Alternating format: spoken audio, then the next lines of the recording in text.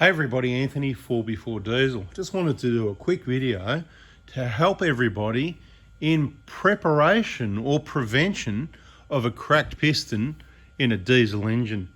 Let's be specific because we specialise in the Prados and the Hiluxes with a 1kd FTV. So specifically about that. Unfortunately, we can't help much with people with the other brands of diesels that have the cracked pistons and other issues, but this information could be quite general also. So you might want to stick around and have a listen. Now, I've said it before, pretty much all of this stuff, I'm going to say it again, try and condense it down into simple, straightforward, no mucking around, not too much waffle.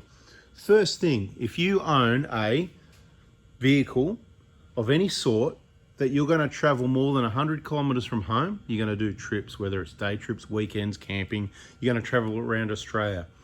I highly recommend, what's the difference between recommending and... No, we weren't going to do that. We weren't going to waffle, were we? Highly recommend that you have your, in my case, in Victoria, RACV total care or top level of cover. Not sure if it's as good as it used to be, but I'll tell you what, the times that I've used it and people that I know have used it, it's been absolutely awesome and ticked the boxes and worth every cent. I will have it for the rest of my life unless there's some serious changes to it. In New South Wales, correct me if I'm wrong, I think it's called NRMA, Queensland's RACQ, South Australia RACSA, it's not that, it's what is it?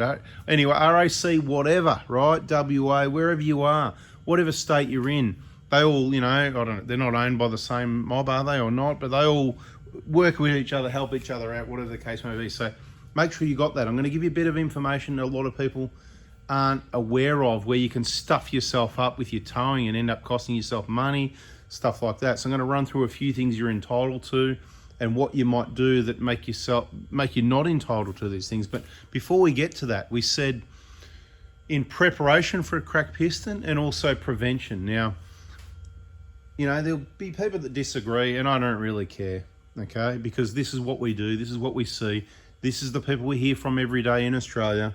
So this is what it is. I'm sorry, I'm going to be quite arrogant about it. The number one, by far, clear, far ahead of any other reasons for cracked pistons in the one. I'm not going to talk about other engines because I'm not going to talk about the Rangers with the cracked pistons because I only know someone that knows someone type thing that works in Ford dealerships that with all the problems that keeps them busy, and they just laugh, mate. They'll be there forever with all the problems, right? But so we're not talking about that because I don't have first-hand experience. I'm going to talk about first-hand experience, okay? Remaps, tunes, whatever you want to call it, that's your number one. Chips were always the number one before remaps and tunes came about, okay? If there wasn't any remaps, chips and tunes, we wouldn't have a lot to talk about. But the other major thing is well and truly known and documented by Toyota, injectors. That's those four things there, 1, 2, 3, 4, injectors not working correctly, causing, in simple terms, as documented by Toyota, wrong combustion, okay? Now, they've also talked about making the pistons more robust, but we've got engines that are 20 years old with 040 pistons. They haven't cracked pistons, so there's nothing wrong with the piston. Some of these engines have done well over 500,000 kilometers. There's cars out there that have done over 1 million kilometers. They haven't cracked pistons. So it's not a problem with the piston, okay? Now, there's the 080s. Most of those don't crack either, but some do. Then there's the 110s. Do you really think Toyota, for years and years, could improve pistons, make them more robust, and they still crack? Okay, so it's just not that simple. Wrong combustion. Remembering, 4-cylinder diesel in a big, heavy four-wheel drive, especially with the towing and that sort of thing as well. So it's got to be running in peak condition because it's a 4-cylinder in a Land Cruiser. People can have a laugh, Prado, whatever. It's a Land Cruiser LC120 or an LC150. Laugh at that because that's what it is. That's what the LC stands for.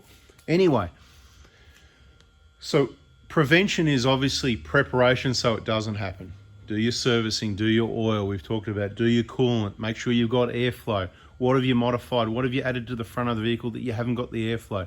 What are you towing? Are you towing in fourth like you're meant to? Don't use overdrive. Be aware, low revs doesn't mean, oh, it's doing it easy. It's making a lot of heat because it's a 4-cylinder. If you loaded it up, that diesel torque, it's making a lot of heat. including EGTs, which is going to fatigue the materials of the engine. The piston is the weakest link in the 1K DFTV. The engine is super strong. It's awesome quality materials, but the piston is the weakest link. When something goes, that's what it is. As long as you don't have injector seats leaking, which is a totally separate issue, which results in blocked oil pickup, oil starvation, and other lubrication heat issues, which also contributes and causes cracked pistons. So that's another cause. Before we even get to injectors that are flogged and wrong combustion because they're not working right, there's also that blow-by situation, and when that's happening and all that heat's passing those injectors, it probably cooks the injectors and completely destroys them as well, right? So let's move on from that's more of your prevention. Do your maintenance, understand why it's going to happen so you can do what you can do for it to not happen. We've covered. Make sure you've got your towing in order.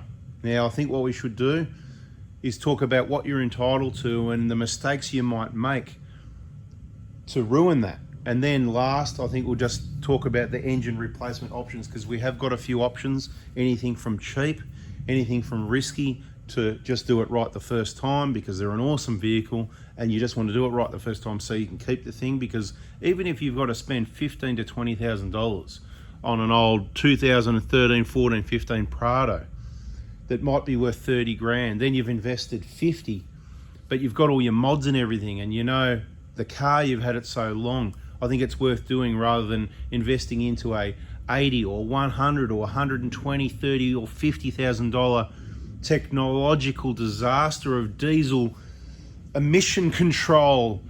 What a beast of a problem to get involved in. And then you've got your modifications on top of that. Like I've said, stick with the last of the best.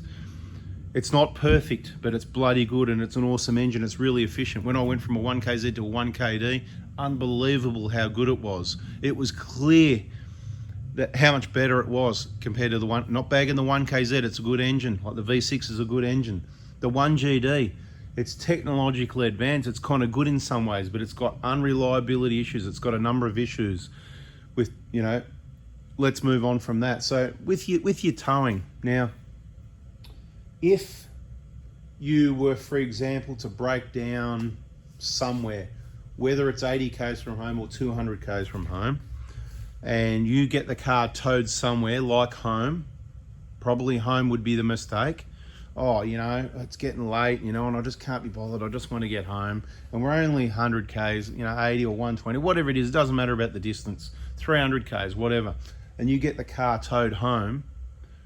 I'm not sure that you're entitled to any other towing, maybe only up to 100 kilometers to go to a workshop. Where if you are 200 kilometers or 500 kilometers or 1,000 kilometers or 2,000 kilometers, if you're out in the middle of Australia on the Tanami and you say, I need to get this vehicle back to the Prado Hospital, the Prado Hilux Engine Replacement Hospital, ASAP, they specialise in engine replacement, only brand new, genuine long motors. Plenty of experience doing so. They've got it in stock. They can get it done swiftly. They get it done right the first time, never had a complaint. Then you'll get your vehicle towed, because that's how it works. It's under the recovery part of it. Okay, recovery is your key word there.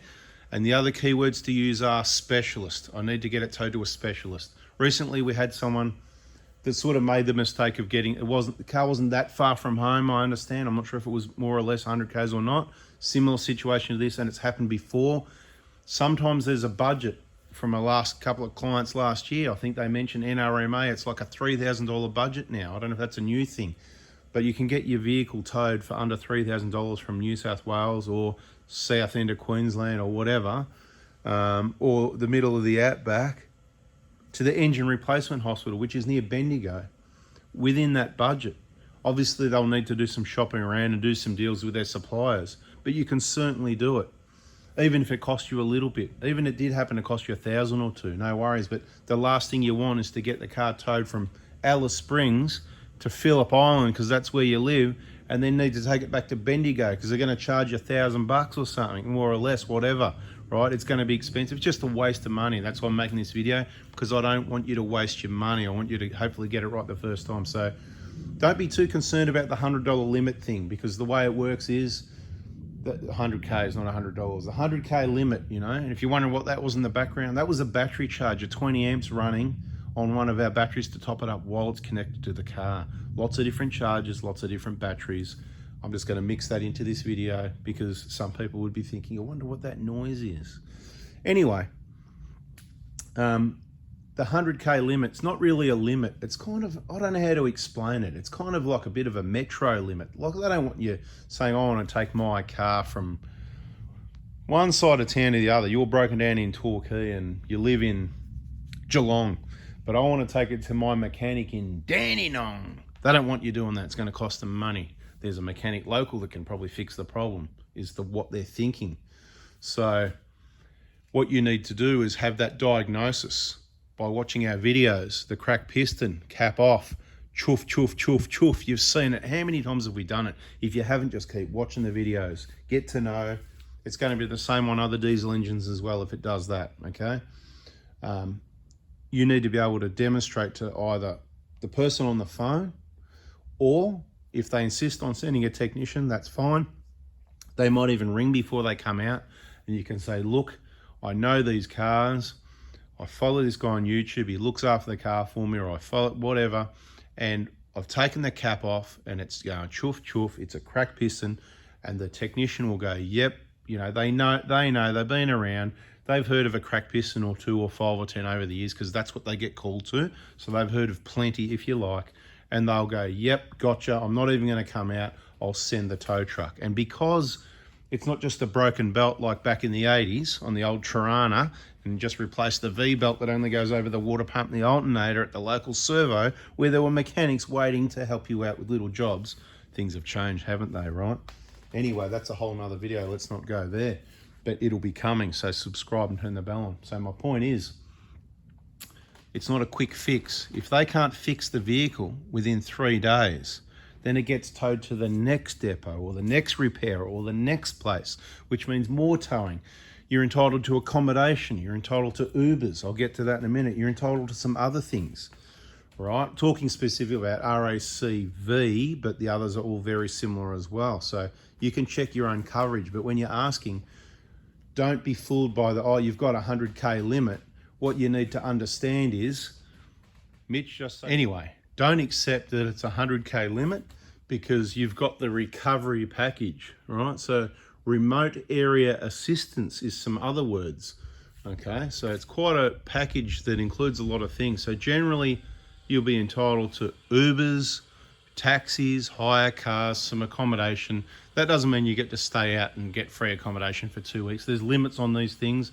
I think, you know, taxis and Ubers might be $300 or $400 worth, but they flex on these things. Hire cars might be $500 worth, but you might stretch that a little bit if you don't use any Ubers or taxis. You know what I mean? Your accommodation, it's not, you know, you can just plan the rest of your trip and take 3 weeks to get home, and, you know, you might get a night or 2 or 3 or whatever the case, minimal sort of thing, but it gets you out of trouble. It saves you money. It reduces the stress. So always have it in your mind that it's possible. And I don't think there's any vehicle that you can buy that you can take and travel around Australia that's more reliable than one of these vehicles. Now, a few people, oh, yeah, this and have one of these and one of that. Everything's got its problems, and a lot of people do have problems. I choose and use these vehicles. I know there's a possibility what can happen, and I know there's possibilities of what can happen with other cars and other engines. That's why you have your RA total cover, and in some cases, you know, sometimes you need to move vehicles on before they get too old, but you know, this is the problem now. What can you replace it with these technology problems? That's another video. Subscribe, turn the bell on. I think I'm pretty well covered.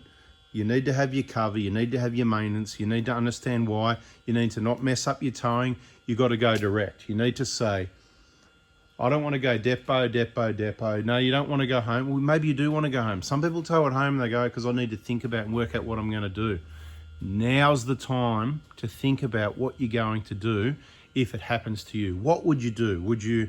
We said we're going to talk about the options. So what would you do? Would you tow at home and put the engine in yourself? Would you get an engine from the wreckers and hope that that one's not about to blow up? They're very expensive. I would not do that. Would you go and get a rebuild from someone? There's a few places that rebuild engines, you know. There's some videos showing how some people give the wrong torque specs all the time, and they just blatantly lie about what they do and how many they've done and those sorts of statistics, to be quite honest, because It just the mathematics don't add up of what they say. You know, it doesn't matter how much they rub their hands together and pat those pistons.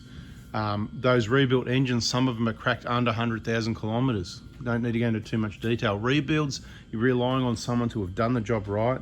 You've got the risk of oil leaks, burning oil, and other problems later down the track. Probably when it's outside warranty, you'll probably get plenty inside warranty, but it means there's more later. So is that the best way to go, to just fix it up on the cheap and put a rebuilt engine?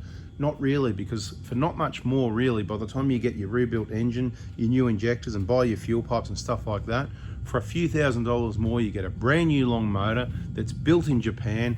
And when I say for a few $1,000s more, that's from me. I mean, the Toyota list price might be 13 or 14 grand, I don't know, but to get an engine for about the 10 grand mark, that's through me, because I'm trying to help you out, okay? Now, I can't guarantee what the prices are. There's a lot of different part numbers. Prices vary, they go up and down. Different dealers are different, but I'll help you out where I can. I'm not here to advertise and sell you engines, whatever. Otherwise, I would have done it at the start of the video. Only the wise people are going to be hanging around. What are we, 10, 15 minutes? I'm not even looking at the timer. I don't really care. I'm here to help the people that want to listen. All right? Listen! Listen! Okay. It's time to calm down. That ADHD again. Possibly. Good chance. I don't know. Okay, so the point is, don't mess up your towing by getting it towed home, because you need to think about it. Plan now. Okay, I'm not saying you can't put an engine in. I welcome you to put an engine in. You might know someone at a Toyota dealership to get an engine cheap. Go ahead and do that. It doesn't bother me. Okay, but I suppose what we've got going for us is we've done a few. We know the right engines and the right update engine to put in, even though it won't be the one your VIN number tells us to put in. We know all the gaskets and bits and pieces you need to go with the engine to get the job done right the first time, and all the optional extras. We can discuss that and work out what you need. So you've also got, if you've done your maintenance right, you've got the cracked piston fund. We'll just mention that again for the people that hang around this long.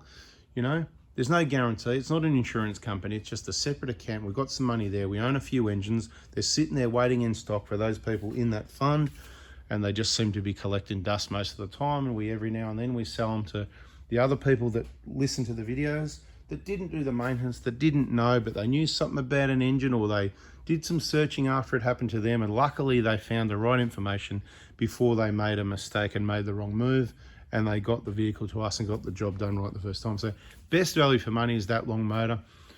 You could go to Toyota and get that done as well as a possibility. If you've got pretty low Ks, you can ask them about some warranty. You might get some help. They might do a rebuild. They'll probably give you a short block. You got to rely on them to do the head gasket clean and do it all right. That could equal problems, maybe some under warranty again, some down the track. We pretty much guarantee you're not going to have any issues. When we've got cars coming from interstate, we cannot afford to have one issue. Do you understand? Okay, if there's one loose nut or bolt, anything missing, not done right, not routed correctly, and we send the vehicle back home to Sydney or Brisbane or Adelaide or Perth or anywhere it came from in Australia, how are we going to sort that out? That's going to be an absolute mess. So that's where we are so confident in our workmanship that we absolutely guarantee you're not going to have an issue. That warranty doesn't even matter, because warranty is not an option given these sorts of distances. And I think if you become a client, or you're a client, you're in the VIP group, you can probably put a post or ask, or somebody that's had their engine replaced can share their experience with how it went for them and whether they regret it or whether they've had any problems. And I will say there's always a possibility of some sort of small issue, something like that. But usually if it's something small, we will just try and guide you over the phone on a bit of a rectification, or find one of our local workshop partners. You might need to do something yourself, but it's highly unlikely. There's not going to be anything major. If there's anything major, we'd be in a position to sort out the towing to get it returned to us, or for us to go to where the vehicle is to sort out the problem, which would be a big mess that if we weren't confident, we certainly wouldn't want to get involved in. And that would be why, if you're interested in getting an engine replacement with us at the Engine Replacement Hospital, please send us a photo of the condition of the vehicle, the engine bay, and underneath it the bash plates, so we get a general idea of the condition of the vehicle. Because if it's not up to our sort of standard, it'll be something that we just don't want to touch, to be quite honest. We're here to look after the best of the best at the best value for money prices, the best vehicles, the best clients at the best value for money prices. That's why I'm spending the time to give you the information. To be quite honest, it doesn't bother me if we never sold another engine or put one in again. I'd rather save the problem from happening. I'd rather people have everything set up in place to avoid it and have a smooth transition from their holiday to a repair if worst case scenario that's what it was. And that's why I'm trying to help. What else can I add? So you want to get your towing one hit, recovery. I just want to get the car to the Prada, and you've got to book in, okay? So it's only an engine replacement hospital. We're not there all the time doing servicing, injector jobs, or anything else that's specifically set up for engine replacement. That means you need to make a booking time to be able to drop it off. So you need to be clear with RA whoever or NRMA. This you need to communicate with the workshop manager, that's me, with Anthony, on this number before you try and attempt any deliveries, because appointment has to be made for the day and time the vehicle is going to be dropped off, rough time. So maximum information here in the video. What else can I add? I really don't know. Of course, as they get older, higher in kilometers, the 300, 400, 500, 600,000 thing, of course, people don't know the history of the life of the whole vehicle. There's going to be a lot of people that watch videos like this or gather information. They go, oh, these 1KDs are too risky, and they're going to sell it. Someone else is going to buy it. They're going to know about the possibilities, or they're not. But you need to prepare yourself, and that's what this video is about. It's not to scare people to buy it, to keep it, to sell it, whatever. Somebody's going to own these vehicles. It doesn't matter who it is. We've got a resolution. We can do preventative maintenance. We can do fix it up later.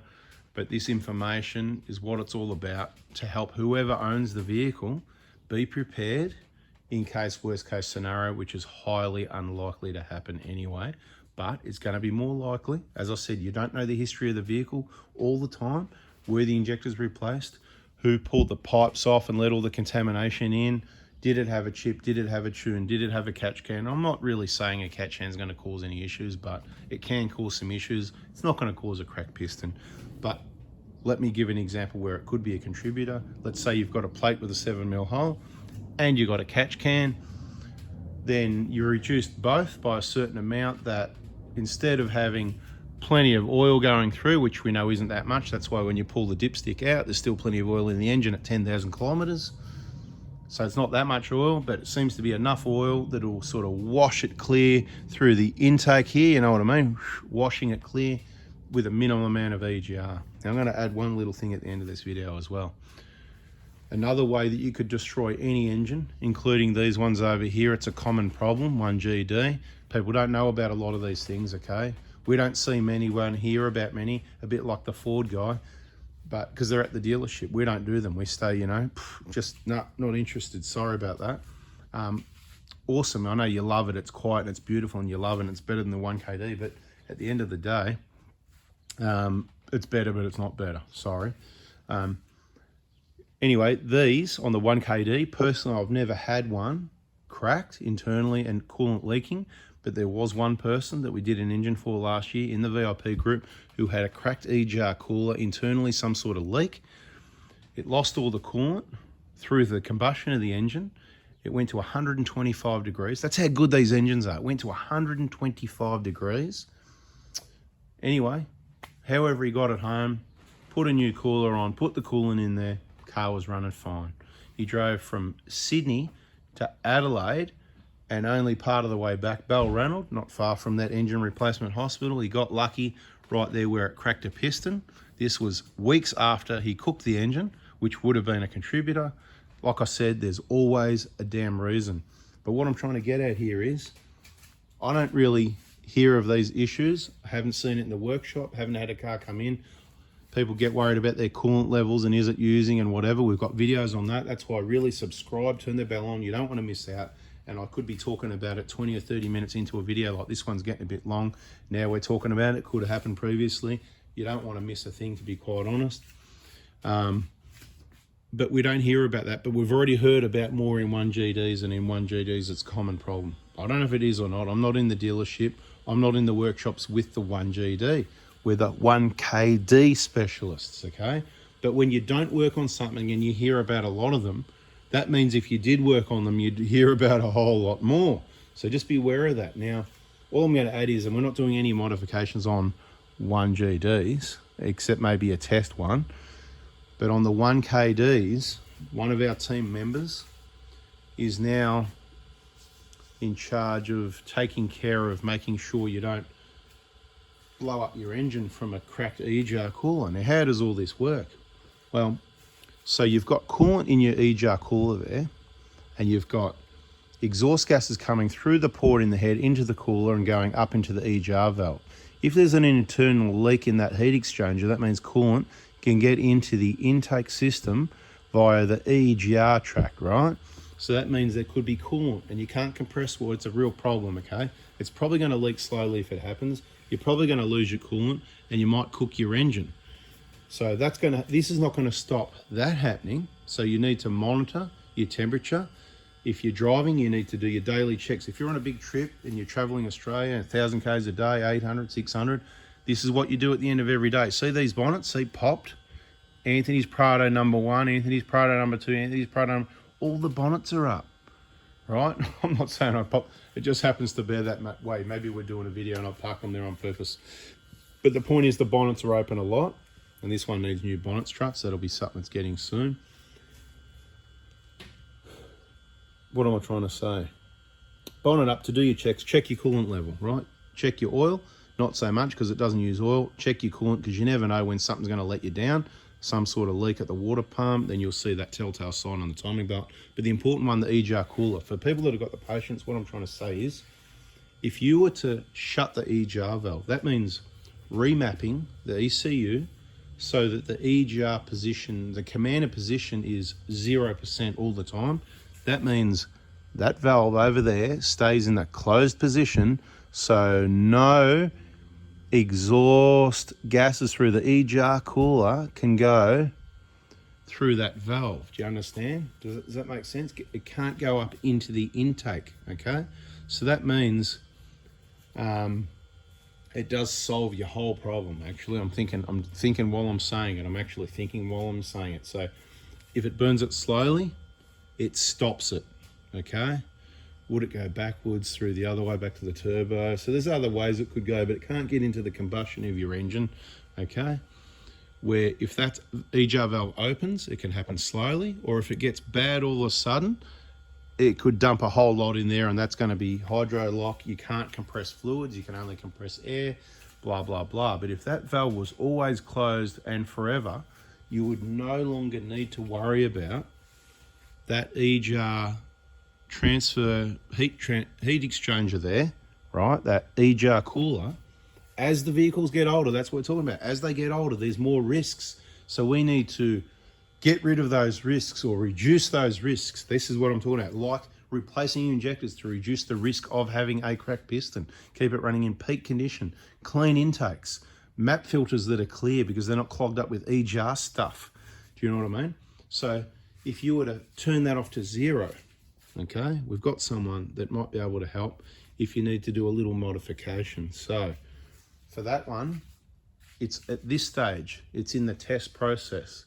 So it's Melbourne-based people only. Melbourne, you know, in a Melbourne area, north, south, east, west, whatever, okay?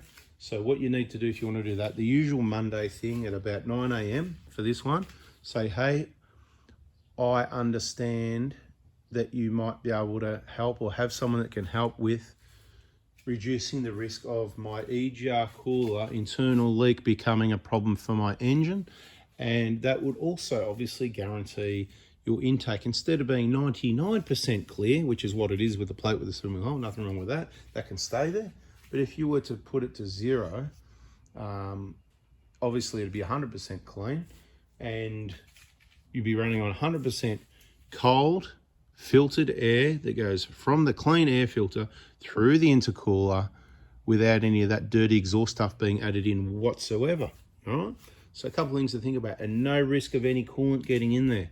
I'm just thinking about that. I hope I'm not wrong about that because I'm trying to keep the video going and talk, but I'm still thinking about, yeah, that's shut. So nothing can get in the intake, okay? It's a beautiful thing. So it solves your problem. Now, obviously doing these sort of modifications, it may be illegal, that's your choice. It would be off-road use only, blah, blah, blah, whatever. That's up to you to make that call, what you want to do.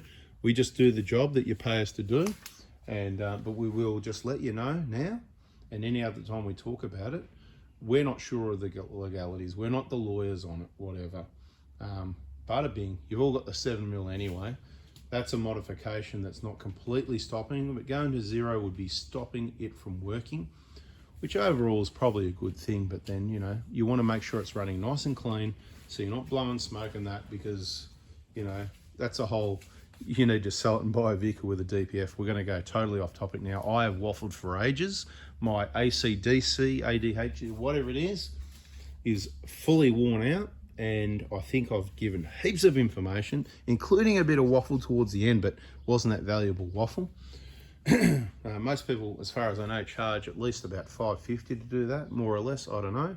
So our introductory price would be $4.40, or in the folding stuff, you know, it could be $3, it depends where you are. So there's also a fuel surcharge if somebody needs to travel from Dandenong to Werribee, or from Werribee to Campbellfield, or where, as you can imagine, it's not a massive charge like an Uber, it's a fuel levy. Probably about $50 depending where you are, but if you're a bit further out and it's a country drive, it could be a couple $100. So let's not all jump all over it. Let's just see what happens from this. I'll mention a little bit here and there, only at the end of the video for the people that listen. So what are we going to put in the comments of this one for the people that listen to the end of this long one? We're going to put no coolant in my engine is the comment. Thanks people, catch you on the next one.